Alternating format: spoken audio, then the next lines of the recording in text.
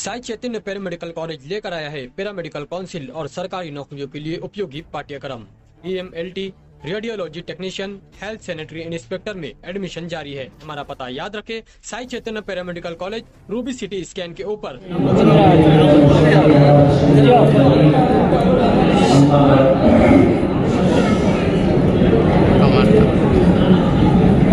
मैं सबसे पहले अल्लाह का शुक्रगुजार हूं कि अल्लाह ताला ने हमें खुशियों वाला दिन अता किया।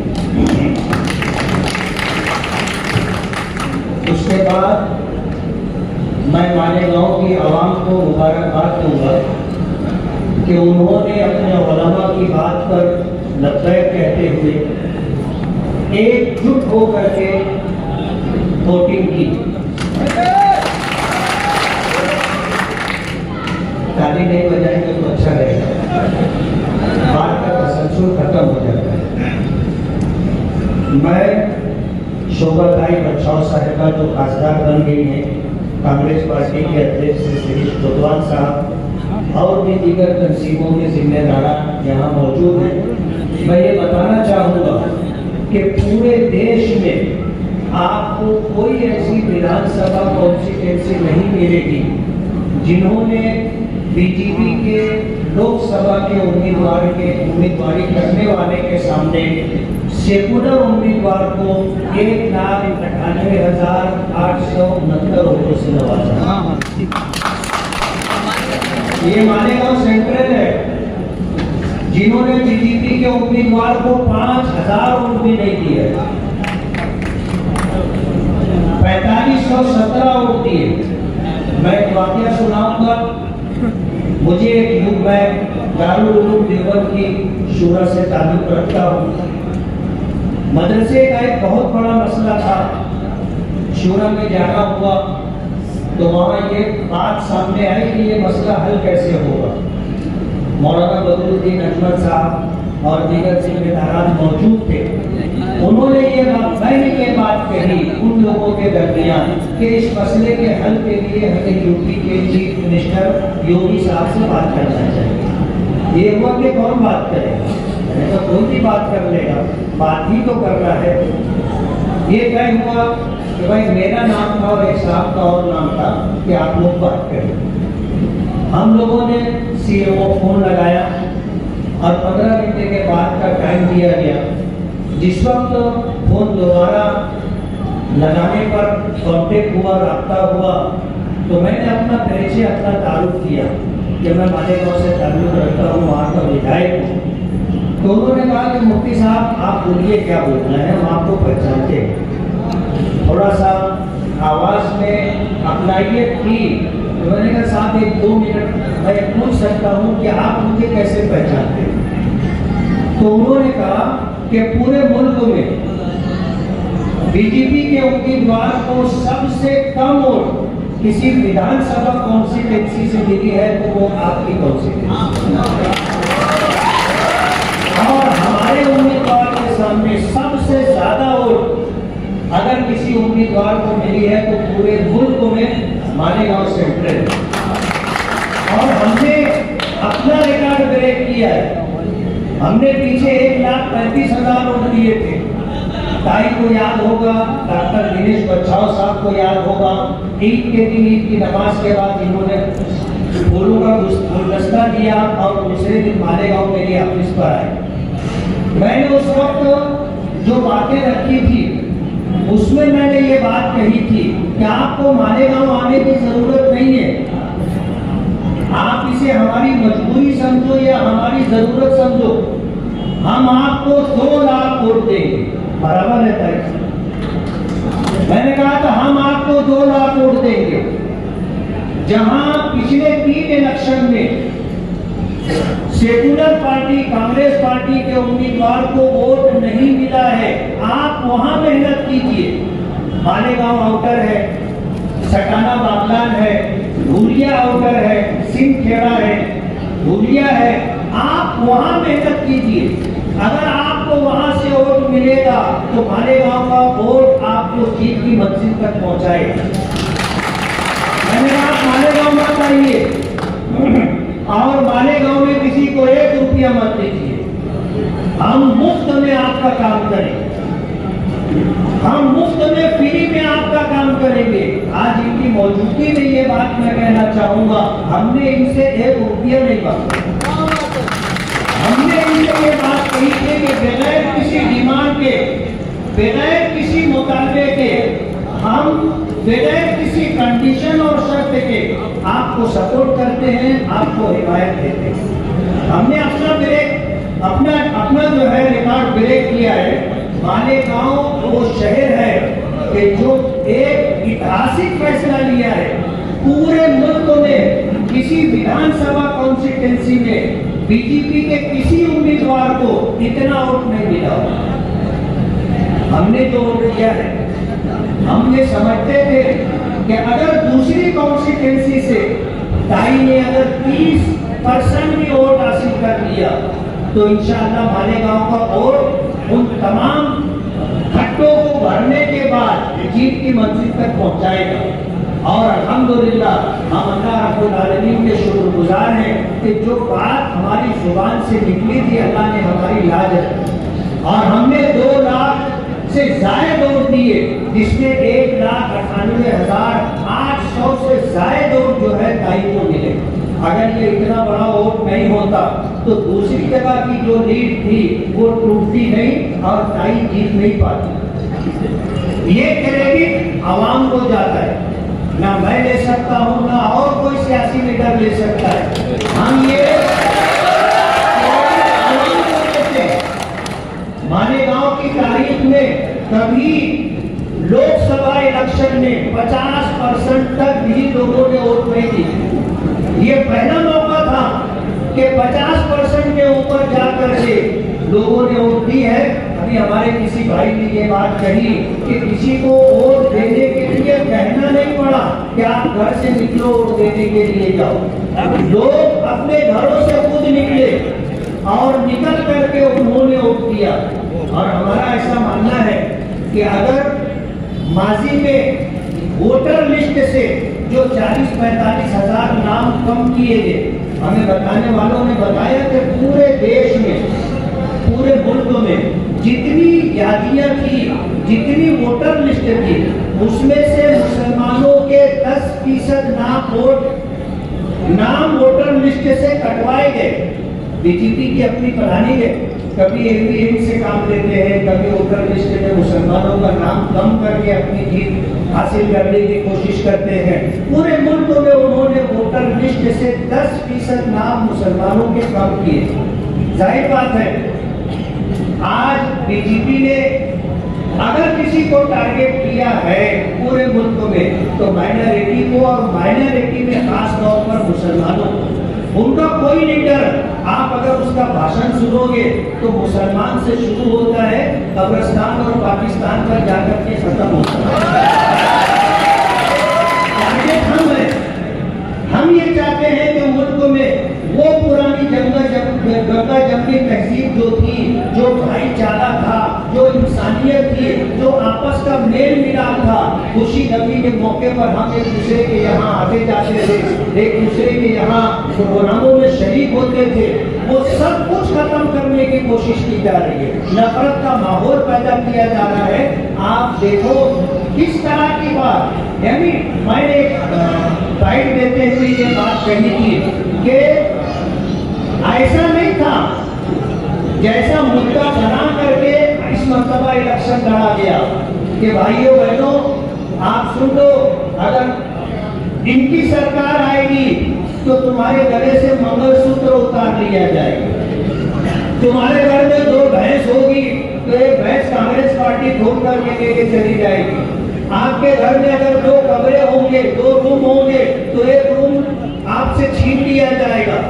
आप सोचो ये मुद्दा है पार्लियामेंट इलेक्शन का, लेकिन इस तरह की बात इस मरतबा पार्लियामेंट इलेक्शन में हुई है।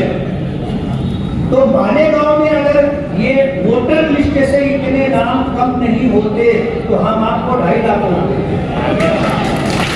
हमारी कोशिश थी, लेकिन हमने देखा कि हमारे भाई और बहनें, हमारी माएं जब घर से निकल करके गई तो मालूम हुआ तो वोटर लिस्ट में उनका नाम ही नहीं। इसलिए आज इस मौके पर मैं आप सभी की मौजूदगी में ये कहना चाहता हूँ कि जिन लोगों का नाम वोटर लिस्ट से कट गया है उन लोगों को वोटर लिस्ट में अपना नाम बढ़ाने के लिए खुद कोशिश करना है। कोई आपके घर आए ना आए, आपको जाकर वोटर लिस्ट में आपका नाम डलवाना है। भाई से हमने यही बात कही थी, डॉक्टर साहब से हमने यही बात कही थी। आज हमारा आपसे कोई मुतालबा नहीं है, कोई डिमांड नहीं है। जब आप चुन करके आ जाओगे फिर हम आपसे बात करेंगे कि मालेगांव के लिए आप क्या करोगे। डॉक्टर साहब, मालेगांव मजदूरों का शहर है। 67% से ज्यादा लोग झोपड़पट्टियों में रहते हैं, हाथ मजदूरी करने वालों का शहर है। हमारे यहाँ रोजाना कमाते हैं तो खाते हैं, बहुत बड़ा तबका ऐसे लोगों का है। मालेगांव एजुकेशन लाइन में, तालीमी फील्ड में बहुत पीछे। यहाँ रोजगार नहीं है, यहाँ पर तालीम नहीं है और महंगाई तो पूरे देश में है। हम पूरे देश की बात आपसे नहीं करेंगे, हम ये चाहेंगे मालेगांव आपसे कोई बहुत बड़ा मुतालबा करेगा ऐसा नहीं है, लेकिन आज सरकार की जो स्कीमें हैं अगर उन स्कीमों को भी आप मालेगांव तक लेकर के आ गए तो बेघर लोगों को घर मिल जाएगा और बेरोजगार लोगों को रोजगार मिल जाएगा। जो लोग तालीम से महरूम हैं, एजुकेशन की तो महंगा होने की वजह से या इंतजाम ना होने की वजह से तालीम नहीं मिलती है, उनको तालीम मिल जाएगी। तो मालेगांव वालों की कोई बहुत बड़ी तवक्कुआत नहीं है कि आप मालेगांव में लाल किला बना करके दें, आप मालेगांव के अंदर ताजमहल बना करके दें। हम आपसे ये डिमांड नहीं करेंगे। आप जो कर सकते हैं हम ये चाहेंगे कि पूरी ईमानदारी के साथ आप वो करके दें। मालेगांव जैसा कि हमारे रहमान भाई ने कहा कि मोहब्बत करने वालों का शहर है, दिल वालों का शहर है। और जमील कराची साहब ने कहा कि इसको हमने दिल दिया तो दे दिया, शब्द दिया तो दे दिया, और ये आपका तजुर्बा है, अनुभव है। हमने कहा था कि हम आपको 2 लाख वोट देंगे तो हमने 2 लाख वोट दिया। आपको किसी कॉन्स्टिट्यूएंसी से 1 लाख वोट भी नहीं मिला, लेकिन मालेगांव ने आपको 2 लाख वोट दिया। इसलिए हमारा हक है आपके ऊपर और हमें उम्मीद है, और नासिक में आपके जो कामकाज रहे हैं उससे हमें ये पूरी तवक्को और उम्मीद है कि बड़ी आशा है हमको कि आप काम करने वाली हैं। डॉक्टर साहब का अपना बहुत अच्छा अनुभव है, फंड कैसे लाया जाता है डॉक्टर साहब को पता है। तो मालेगांव को आप मोहब्बत की नजर से देखें, इंशाअल्लाह मालेगांव की जो है, मालेगांव का नाम नक्शा बदलेगा। आज इस मौके पर हमें बहुत खुशी है कि बकिया 5 कॉन्स्टिट्यूएंसी से इतना वोट मिल गया, इतना वोट मिल गया कि मालेगांव वोट मिल करके, मालेगांव के वोट मिल करके तारीख को आज खासदार बना। अगर माजी की तरह उन कॉन्स्टिट्यूएंसी से वोट नहीं मिलती तो मालेगांव के वोट से ताई नहीं जीत सकती, लेकिन वहां से इतना वोट मिला जिसकी वजह से आज हम लोग यहाँ मौजूद हैं।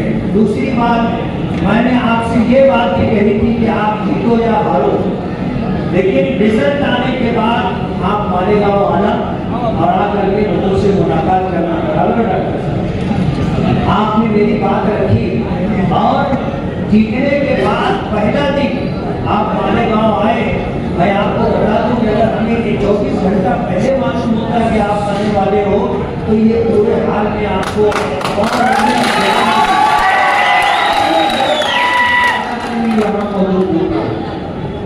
हमें जो करना था हमने कर लिया। हम 5 साल चाहिए आपको काम, और हम आपके साथ कदम से कदम मिलाकर, कांधे से कांधा मिलाकर के खड़े रहेंगे, और जहां आप आवाज दोगे हम आएंगे। आप दिल्ली को आओगे, हम दिल्ली के आएंगे। हम ये चाहते हैं कि मालेगांव का विकास हो, मालेगांव के लोगों को जो बेघर हैं उनको घर मिले, और जो बेरोजगार हैं उनको रोजगार मिले। अगर ये जो मसला हल हो जाता है तो फिर सारे मसाइल हमारे हल हो जाएंगे। आइए आप मालेगांव आए और आप खासदार बन गए। हम पूरे मालेगांव वासियों की तरफ से आपको बहुत बहुत मुबारकबाद देते हैं, और हमें उम्मीद करते हैं कि हमने जो आपसे आशा, जो उम्मीद, हमने कहीं ना कहीं काज रख करके उसको पूरा करने की कोशिश करेंगे। बहुत बहुत शुक्रिया।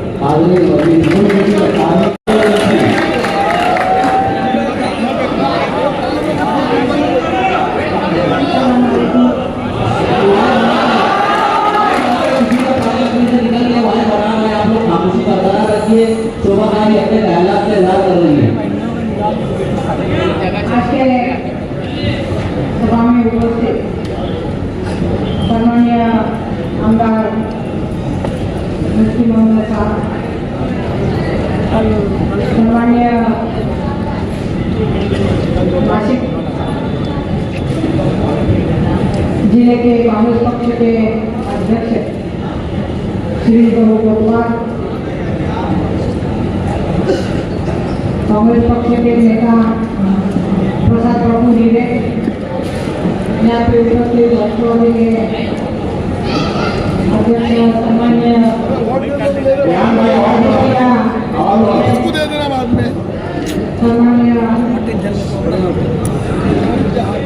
शरद जी खन्ना, पवन जी ठाकरे साहब, ये हमारे आगरा की सावली है। सम्मान्य विकास भाई,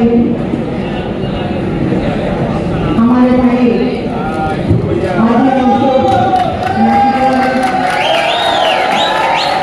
सम्मान्य शाह साहब, यहाँ पर उपस्थित रमेश जी यादव, सम्मान्य व्यासपीठ मौलाना हाजी साहब और सभी अपने मीडिया गठबंधन के और महाविकास आघाड़ी के नेतागण, कांग्रेस पक्ष आदरणीय शरद पवार साहब के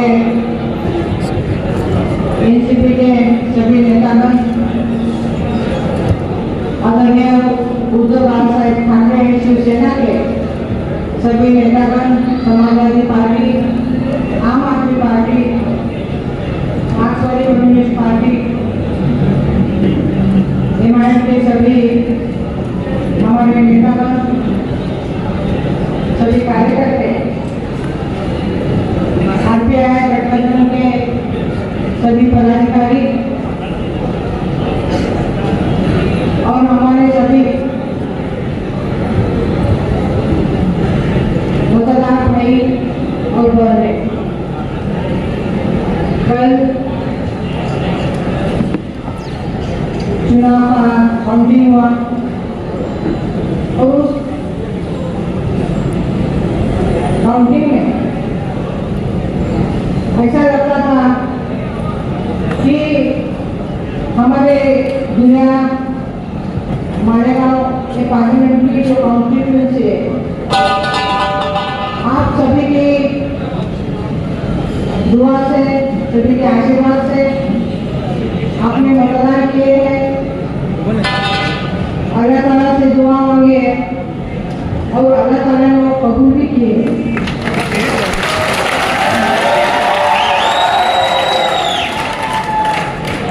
और मन में तो खातरी थी कि हम जरूर चुन के आएंगे। मैंने भगवान से, अल्लाह ताला से मैंने प्रार्थना की कि आप मुझे मेरे लिए मत चुन के लाओ, लेकिन मेरे जो मतदार भाई बहन है उनके लिए मुझे चुन के लाओ।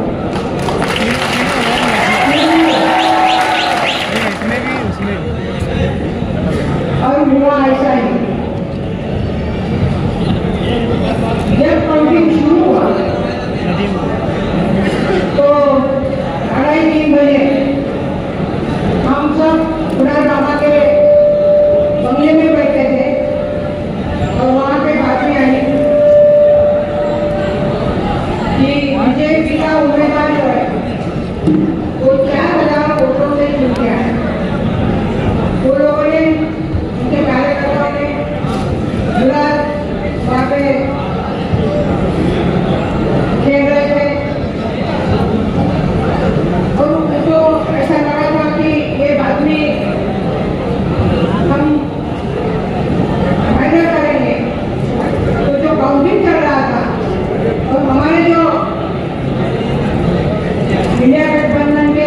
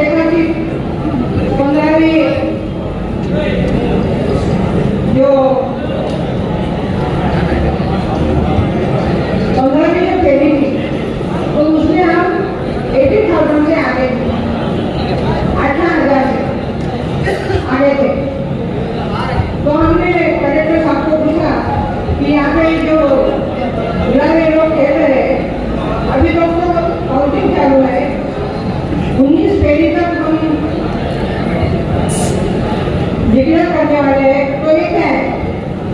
तो कलेक्टर साहब ने बताया कि हमने उनको ऐसा बताया नहीं कि आपका क्या है, हमारी कोई गलती नहीं है। तो हम वहाँ पे बैठे रहे और 15 के बाद 16, 17, 18 ये तीनों जो फेरी थी उसमें हमें आगाड़ी थी। 19 फेरी में हमारे वोट्स कम हुए, लेकिन फिर भी हम 5,000 वोटों से आगे थे।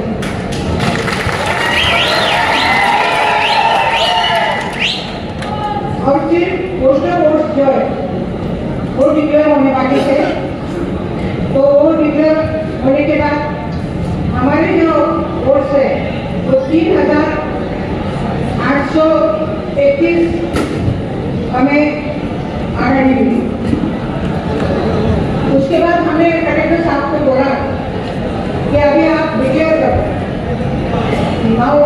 9 बजे का टाइम था, लेकिन ये बीजेपी के उम्मीदवार और उनके पदाधिकारी उन्होंने उनको लेकर दिया और उन्होंने बोला कि रिकाउंटिंग हमें चाहिए। तो उन्होंने बताया कि जो भी करेक्ट कॉन्स्टिट्यूएंसी का जो लेटर मेरे पत्र है उसमें सब वोट्स है तो वो आप टैली करो।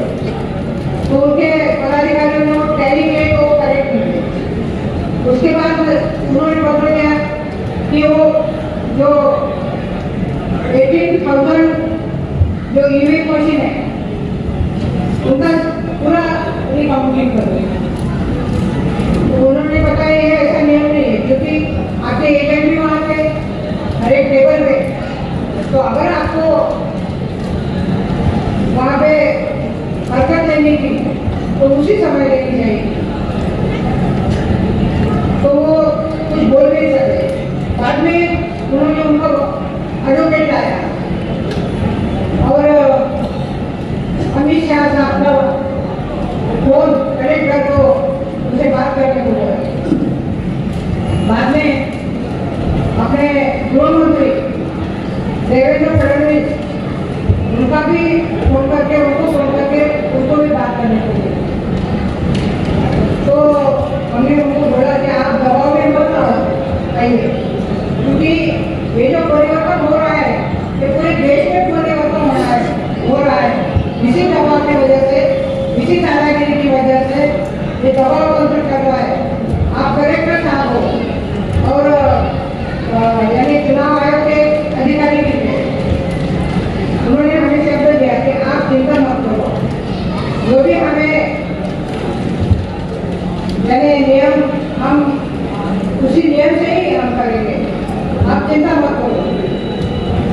और बाद में जो नियम के अनुसार हमें हर एक विधानसभा के 5-5 मशीन की वीवीपैट वो काउंट करते हैं। तो वो काउंट करने के बाद हम रिजल्ट डिक्लेयर करेंगे, ऐसा उन्होंने बोला। तो उसमें 2-3 ताक चले गए और टेंशन बढ़ गया। एक बात में ऐसे आई कि गिरीश महाजन आने वाले, तो हमारे जो पदाधिकारी है गिरीश चौक थे, बाकी हमारे शिवसेना के नेता थे, उन्होंने बताया अगर वो अंदर आए तो वहाँ पर पूरे यानी माहौल था, सभी अपने 6 कॉन्स्टिट्यूएंसी के कार्यकर्ता और पदाधिकारी बाहर थे, वो भी सब अंदर आए। फिर गिरीश महाजन का आना बंद हो गया ऐसा बोलने के बाद। और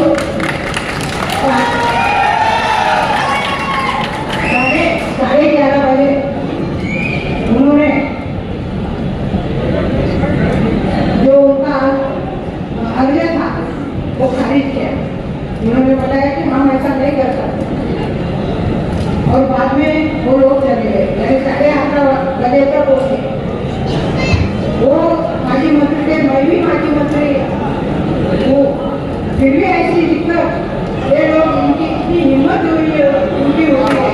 तो सर्वसामान्य जो आदमी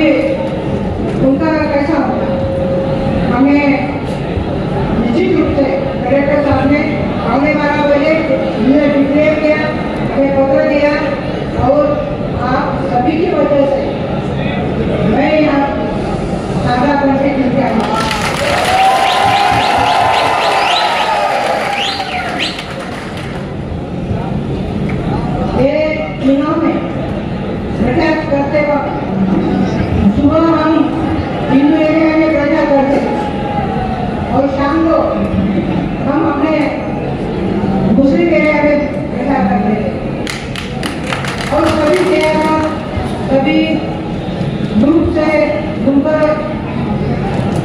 लोगों से, इमाम लोगों से, मौलाना सभी पक्ष के ग्रुप से हमने बैठक की। उनके प्रश्न जो है तो हमने समझा दिए और उनको हमने कहीं भी शब्द दिए थे कि हमको आने के बाद हम जरूर